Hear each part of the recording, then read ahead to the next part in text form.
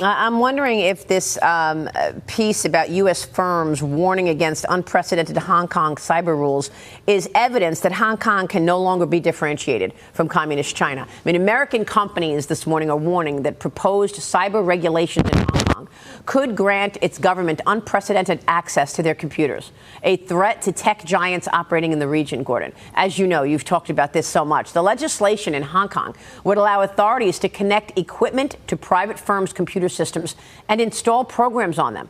Hong Kong officials claim the legislation is aimed at protecting against cyber attacks, but critics say government surveillance powers would become overly broad and harm tech investments in Hong Kong. I mean, Wall Street has to admit at this point that they've been struggling to maintain this fiction that Hong Kong remains independent after the CCP went in there and took over. Yeah, it certainly is not independent, especially after the national security law that was imposed in 2020.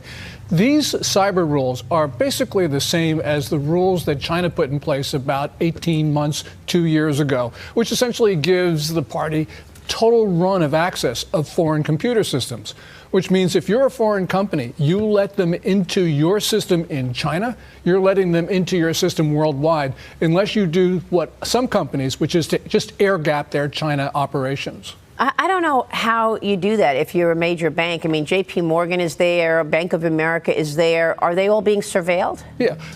If you're a major bank, you can't air gap your systems. That's just not the way financial systems operate these days. Only some companies can do that. And it's very, very hard because once the Chinese know about your general architecture in China, they can use that to penetrate your architecture elsewhere. I mean, we've seen the CCP march into Hong Kong. Do you think that that could happen? I mean, could that happen in Taiwan? I mean, could it happen in America?